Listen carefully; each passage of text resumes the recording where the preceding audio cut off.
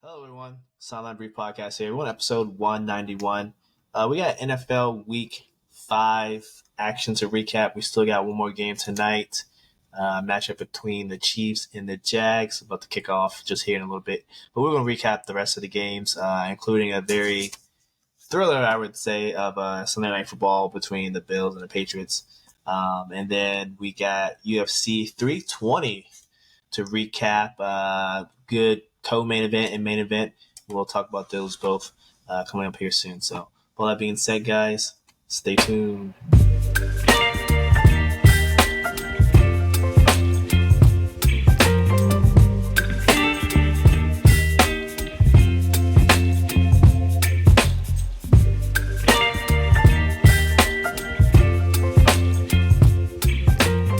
Let's get into this Week 5 NFL action. Thursday night. Who played Thursday? It was the Rams. Rams 49ers. Oh yeah, that's right. That one came down to the end. But what's his name? Mac Jones had control of that game. Mac Jones looked pretty good. Purdy's on the hot seat currently. I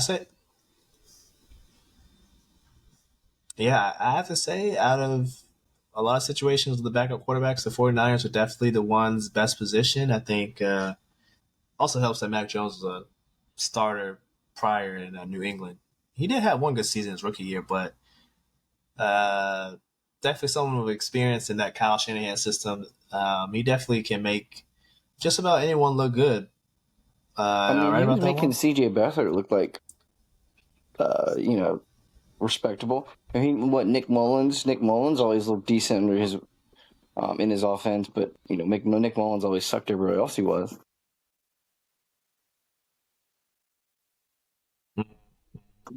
I definitely think that the two guys that are best at doing that, Sean McVay and Kyle Shanahan, they definitely can take. There was a thing out there. McVay has not done too well against Shanahan.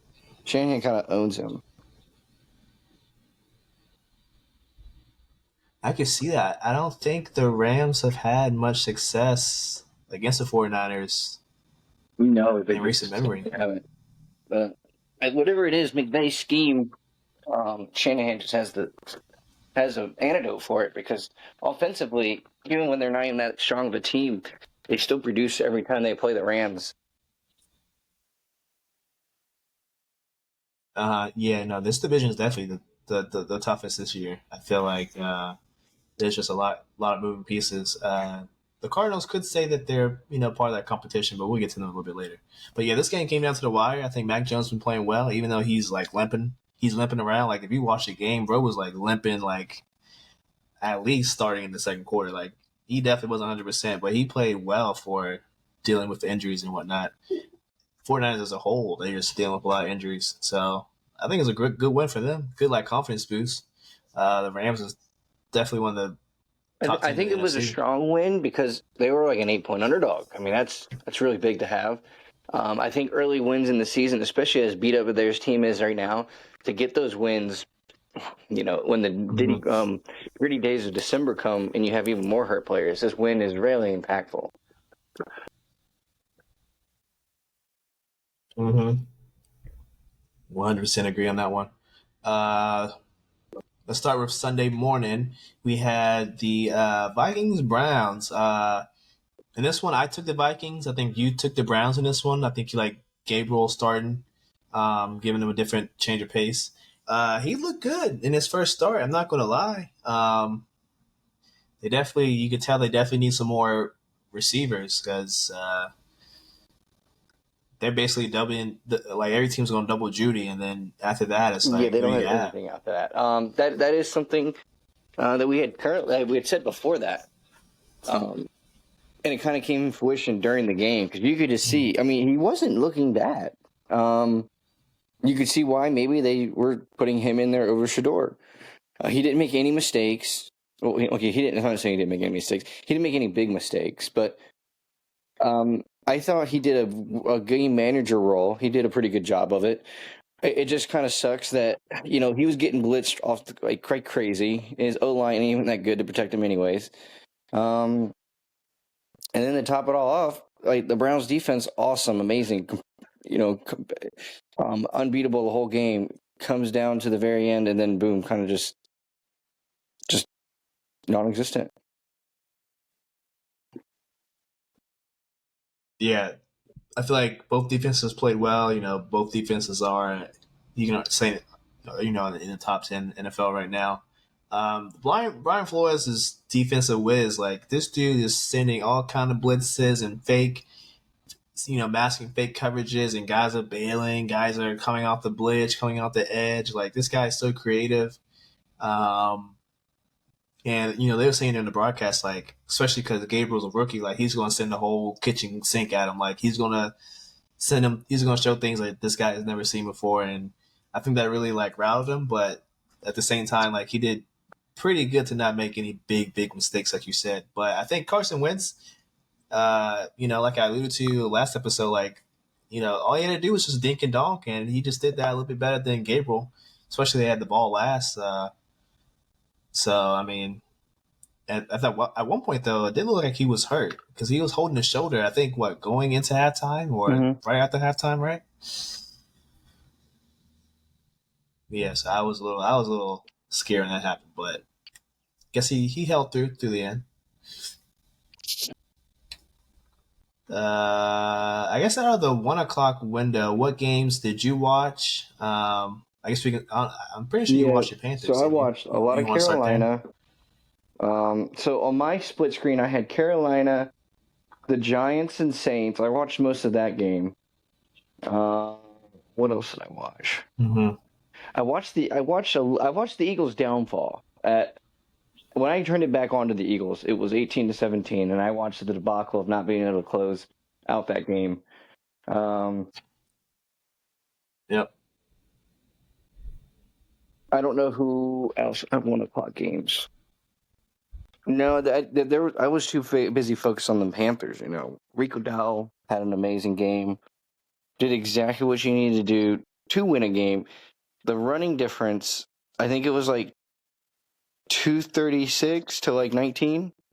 Absolutely crushed them. And it wasn't even just Rico Dowell. You could literally put anyone in there. Yeah. And like when they put the rookie in, he did completely fine. ETN, like the Dolphins had pretty much given up. And I think that's kind of says something about their team overall at this point in the season. I mean, week 1, you have that meeting. You talk crap about your coach pretty much. And then, now you're not closing out games. I mean, you were up 17-0. And then I think the main problem was you were up 17-0.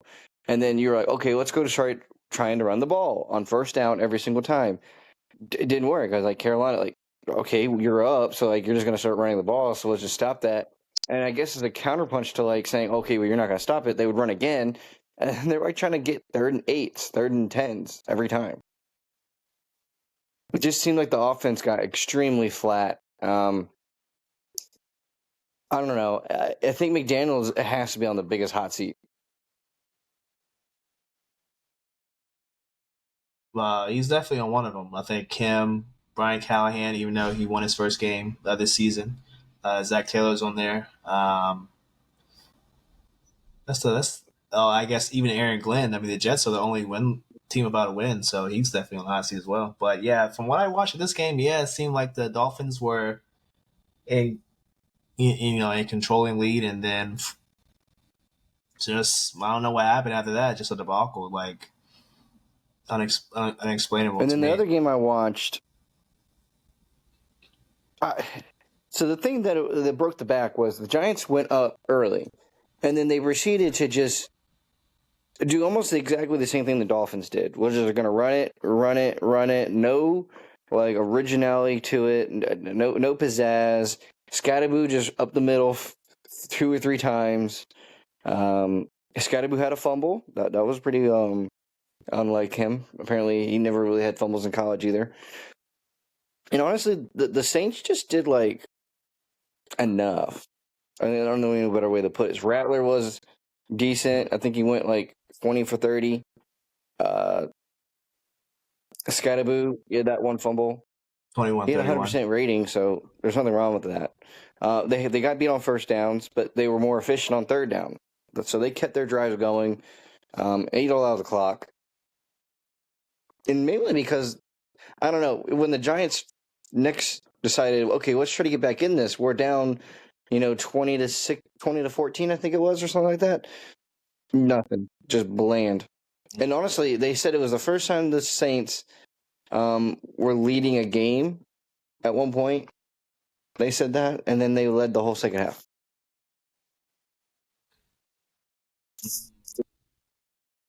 Yeah, I had this one on multi-view on my phone, so in between, I was at the mall running some errands, but in between when I could watch, I was watching this one on one of the little corners of my phone, and I think Spencer Rattler played fine. I think for me going into this one, I was more skeptical of the Giants are just bad, so can Jackson Dart really like replicate the same success he had against the Chargers, which honestly I feel like they just choked more than he actually won that one. So that's what I was feeling like going into this one. But shout out to Rattler. I think he's like what 1-12. What'd you say last He was week? 0 and 10. He was like 0-10 or 0-11. Yeah, he was went like 0 and 10. He's But 1 you and see, 11. but the thing is, he didn't deserve to go winless throughout his career because he's played in a decent amount of games and looked, fine. You wouldn't say he looked amazing, but you would say he looked fine. But it wasn't even his fault they lost the game. Like the team broke down, or remember last year the coach was pretty bad. So yeah, remember the coach got fired halfway through the year. Yeah, so he got his first win. No, he's probably feeling good right about now. How the other 1 o'clock windows? Yeah, I was on the Broncos Eagles game. The most that I pay attention to. I mean, I kind of said it on last episode. I said, hey, they're probably gonna try and force feed AJ Brown and Devontae because they forced to coming out that they're bitching. And what do you know? They try to force feed them, get away from what they usually do, which is pretty successful. I think Saquon had 1 carry in the second half, and then it's like, okay, you were up by so much. Now you want to establish a run in the second half. Well, they didn't even try to do that. They just kept trying to pad stats, and I think they shot themselves in the foot in this one. They should have won this game because I don't even think Bo Nix had that good of a game. Like this was a very winnable game for the Eagles. They shot themselves in the foot with this one, trying to make their receivers happy and pad their stats. This pretty obvious there's a winning formula here, and for whatever reasons they want to stray from that. Any thoughts on that? I didn't watch it, but I knew what you said that they were going to go to the running, or they were going to go to the wide receivers more because they're complaining, and that they shouldn't. I remember looking at the stats, and I couldn't believe that Saquon had just barely ran the ball, and that Hurts had barely ran the ball. But Hurts should never be dropping back in a game 38 times. I mean, just should not. Yep. Unless you just should not. And you didn't need to because you were always ahead. But I feel like the only wide receiver that was actually putting in work for all his throws was Smith. Yeah, when I was tuning in, I feel like when the ball was going to AJ, it was forced. Like AJ wouldn't be open half the time, and he's just forcing the ball. Kind of like it's kind of like the OC was just kind of making a point, like, okay, we'll force feed you guys the ball, and we'll see if we actually win. So they were gonna live or die by giving these guys a chance to win them the game, and seemingly they're okay with losing this one because the receivers, I guess, are to blame for this one. But I don't know. It's just a weird kind of thing they got going on in Philly. I think the media is kind of overblowing this, but for me, it's like I think they kind of shot themselves in the foot. 1 o'clock or I was way more window. active than that 4 o'clock because the Panthers weren't on anymore. Man, that Panthers one was so good. I think we had didn't we have was Bucks Seahawks? So what I had on was Bucks Seahawks the whole time. I had Titans on and Commanders. I had Commanders, Titans, and you could have all 4 of them. Actually, all 4 of them were able to be on. I would most of the time go into the games. I wouldn't keep the 4 on, mainly because the Cardinals for most of the game was just completely domination. Um, and then on the flip Yes. side, I would just say it was like a turn or two halves because the Chargers game was not very interesting um, in the first half. The Commanders really didn't do anything until about the second quarter. So that's when I was tuning into that one. So the beginning of the game, I think I was watching Bucks. I was also watching the Lions and the Bengals because I thought it was interesting that the Bengals, to be honest, held strong in the first half, and then it just felt like the floodgate came in like about the fourth. The defense has been trying its best all game. Offense can't stay on the field to help the defense, and then it just kind of came to, I guess I would say mid game, the backbreaking and I wouldn't say the Lions getting more lax, but like towards the end of the game, you could just tell the Lions were just completely fine with the Bengals just getting a few extra stats, getting down that field, getting the touchdown. I mean, they were already so far ahead. Those things didn't even add to the scoreboard at the end of the night in terms of real, I would say, game difference because then the Lions would just walk back down and score too. I mean, they even made that saying where Montgomery was supposed to run the ball in when he threw it in. So they had to go back later to make sure he got his touchdown. Like we're actually playing games as a Yep. team and making sure people get their touchdowns because that's why that's why those people are happy there. Well, he was a former high school quarterback in Cincinnati. That's where he's from. So I think he wanted to pay homage to that or something like that. I think that's what they said on the broadcast. It worked. He had a perfect rating. Yep, damn sure he did. I mean, just piggybacking off of you, like I feel like the Bengals defense for 3 quarters, you can say they played pretty well. Like they were for a team as good as the Lions are on offense. I feel like we held our own. They got some 3-and-outs. They got the turnover, the strip sack by Trey Hendrickson. I think overall they had like 4 sacks as a team. I think Zach Taylor's record when the team has 4+ sacks is like pretty damn good. I think they only have like a few losses. So the fact that the offense has been pooped for 3 straight games and this man seemingly still doesn't have an answer for it, and you can tell like I don't know if you listen to Jamar's post game comments. They've been all over Twitter and social media. And one thing that stuck out to me was like the reporter was like, "How do you guys get better at giving UNT the ball?" And he was like, "Well, it's hard to do that when it's pretty obvious what we're doing when the other team knows what we're doing." And it pretty much sums up the offense. I mean, I said it last week. Like Zach's scheme is terrible. It's not conducive to winning. I think Joe just masked a lot of it. And unlike other systems where you can kind of plug and play and it still works, this guy seemingly cannot do that for whatever reasons, even though he's an NFL head coach under that Sean McVay tree, for whatever that's worth. But it's pretty pitiful. Pretty pitiful watching. I think the Jake Browning garbage time stats were misleading because this game wasn't close. I mean, Jake Browning spotted them 21 points because all 3 interceptions were pretty much give the Lions short field. So put the defense in bad spots because outside the first drive, the Lions offense really didn't drive the whole field. So I they think had I up saw there a in the stat bargain. that the Bengals throw the ball the second most in the NFL, which I don't understand why that Yep. is your game plan. Well, sometimes it doesn't matter because you're so far behind, and you've been behind in pretty much 2 games where you couldn't come back from. Yep. But it doesn't make sense. Like you can't have an offense where I think it was the set like you throw the ball like 73, 74% of the time. Like how are you? That's Yes. a quarter of the time is just running the ball. So like people are never, you can't ever get it jump started, and then people are never fearful of it because let's face it, the O line is always probably gassed from instead of trying to push the pile and Yeah. bulldoze and bully, they have to like sit there and play a hand fight and um actually be on the back foot. I feel like it takes more, and they actually say it takes more in like UFC, right? when you're on the ground playing defense and defending the takedown, it wears out the guy trying to defend it more than it does the guy pursuing. So if you want your offensive line to stay strong, you mix in the run, so all you have to do is try to bulldoze the smaller guy in front of them. Yeah. But they get gassed. Like, even your O-line gets gassed. Yeah, his play calling is atrocious.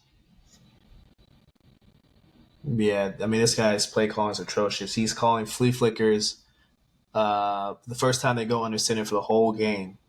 And I think I want to say Browning fumbled, but luckily I think OBJ was there to fall on the ball. It's like, bro, why are you going to do a flea flicker? You've never been on a center all game, and then the first time you do it, you want, like, he's just dumb, like, and he still won't, give up the play calling duties. He's very adamant on keeping those.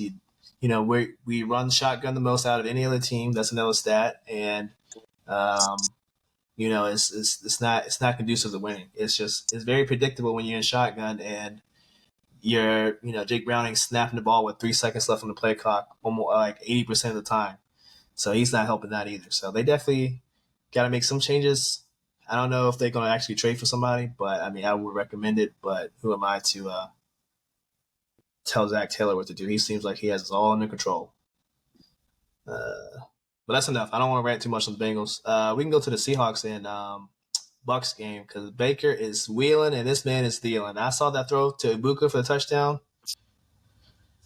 Lawrence, I think we got to put Baker in the MVP discussion. Like, this guy, I think, is at the head of the line. The Bucks have had 4 wins, all coming down to the last 2 minutes of the fourth quarter. I mean, this guy. I don't disagree with you, but his defense is also giving him all these chances too. I honestly, his performances are inspiring his whole team as a whole. Like, they're missing so many guys. They have so many injuries. Yes. And they're still constantly finding a way to pull these games out. No running back does not matter because, Rashid White hasn't been great in a couple years, to be honest. But that's because Bucky Irving has come and taken his shadow a little bit. But no, they're doing, I want to say, everything the right way. In terms of, like, putting everything as produced, how do I want to say, a produced package on the field.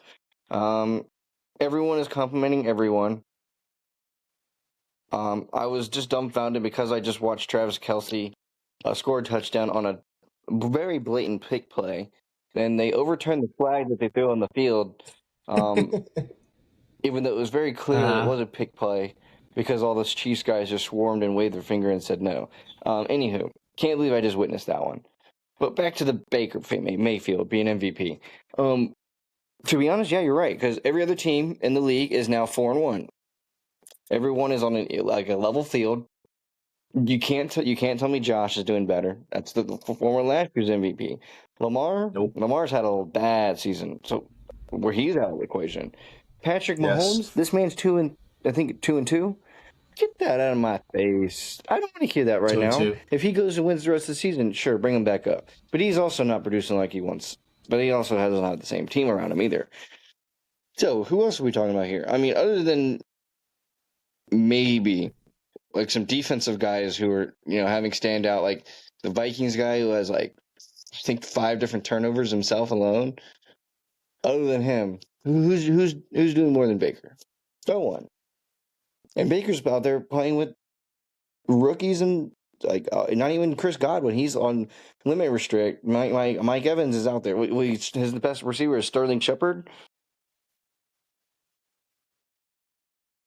I mean, Ibuka's clearly the best. Yeah, but he's technically a rookie, so you don't want to have to go into your season full trust on a rookie, but power to him when you can.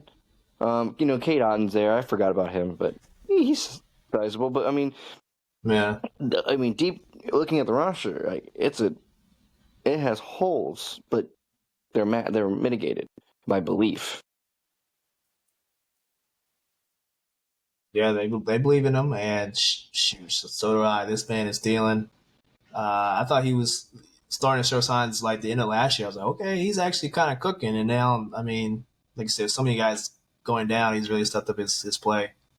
That's a pretty good win. I mean, Sam Darnold played well too. I think it's just the turnovers, his interception, and then the Kenneth Walker fumble kind of, uh, you know, helped the Bucks out a lot Yeah, in but it this was one. unfortunate about that turnover because it wasn't even fully Baker. Or not Baker, Sam. Yeah. Um, I guess the Cardinals they lost this one. They who's the DeMercado. guy? DeMarcado. Yeah, another second week in a row where the guy drops Yeah. the ball before getting to the end zone. I Last don't week it was understand Adonai how you Mitchell, just right? can't run through the back of the end zone. But yeah, you're right. Second time. Second time, Cam Ward makes a good throw. A couple seconds left in the fourth, sets them up for what I think a field goal to win, right? Well, I Or mean, do they have to it score? was I literally didn't catch the end of a this one. laundry list of things. Like the amount of luck that the Titans pulled out of their own hiney to make sure that they won that game was cinema. I mean, let's just say it. Like at the beginning of the third, you can put the game on ice, make it 28-6.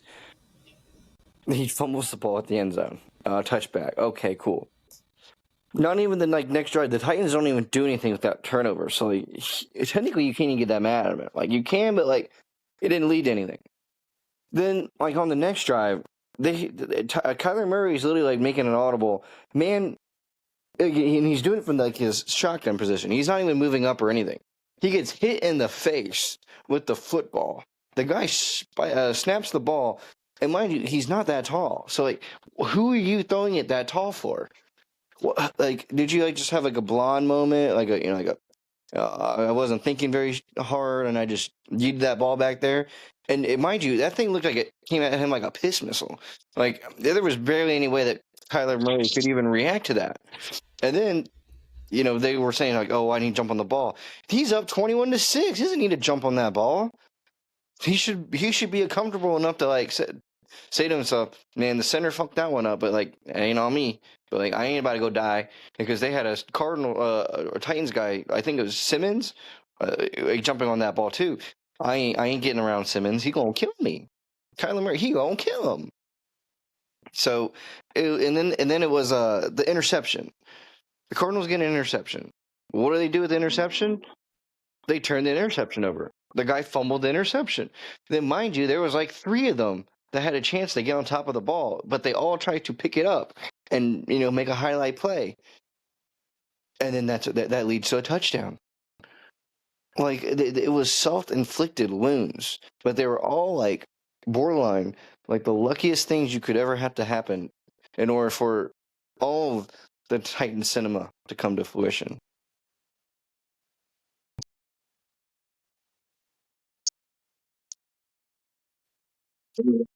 Yeah, I mean, I didn't watch too much of this game, but when I realized that they came back and won, I was kind of shell shocked myself. So, hey, shout out to them. They got some help for sure. And then lastly, we got the Patriots Bills. Uh, Josh Allen said it pretty well. We shouldn't have been in this one. They had 3 turnovers. He had one interception. I think they had a couple fumbles, right? And just gave the Pats more chances to score. So Drake May's no slouch. He's playing well in his second year. Diggs is coming with a vengeance, bro. Like, after the whole debacle of him and, Buffalo, his tenure there, and he was coming with a vengeance. So I'm not too surprised that the Patriots won. I had the Bills winning this one, but another team that shot themselves in the foot. I mean, you can put them on the list. Yeah, agreed. The main problem with the Bills, it didn't feel like it was a finished product when they went onto the field. I don't know how to further explain that, but like you were at home, you had all the advantage. The wide receivers didn't look in sync with Allen for probably like the first time all season. The only one that looked like they were always open was Kincaid and Shakir, like almost always. They had cute touchdowns, but they didn't really keep their drives together because the Patriots just had to get back at somebody. I mean, they turned the ball over 5 times against the Steelers. Probably should have won that game. They had to get back against somebody. Like somebody's going to have to be punished for our misfortunes early in the season. And boy, did they go after that ball. But I guess you learn how to take balls away when you get them taken away 5 times in a game. You got some film to watch. Watch how they did it. Do the same. Yep. Yep. I agree with you on that one. They're definitely looking for blood, especially a divisional opponent. And they were definitely motivated by Diggs because he was, coming back, and he's going to show, he's going to show up and show out. So, I honestly was not surprised that they won. I didn't predict it, but I was not surprised. UFC 320. We both didn't watch a lot of this. I literally only watched the last the last fight on the prelims. So if you just want to go through what you watched, Lawrence, and I know you watched. Yeah, I mean, I'll just start with the main event and pretty much stay in the main event. I didn't watch enough other fights to like really break them down. I watched the end of Sandhagen, but I mean, I didn't really know what was going on. All I saw at the bottom of the screen in the last round was, Merab was up 4-0, and he was just kind of beating up Sandhagen in the last round too. So like, it was just depressing. But no, like Pereira, I don't even know if that man got like touched at all. I don't even know if Ankalaev like actually like physically made any kind of damage. Like I know he touched him, like he poked him up a little, but I don't know if he did any like actual physical harm. Like even like a defensive punch. It was just complete. I got to murder and destroy you for what you did to me last time. Which, honestly, Pereira getting his get backs. These things should be studied. I mean, I don't even understand the people who shit talk him anymore before the fights. I mean, you should have figured it out from Hill. Yeah. And you shit on, you try to shit talk him. You're just giving him. You're giving someone who's literally so skilled in the craft to murder the added motivation to kill you. You like the best way to beat him is to just be calm, cool, and collected before the main event. Act like you like not boys, but act like you like have some decorum between each other, because that way he doesn't get into his mind, I must kill.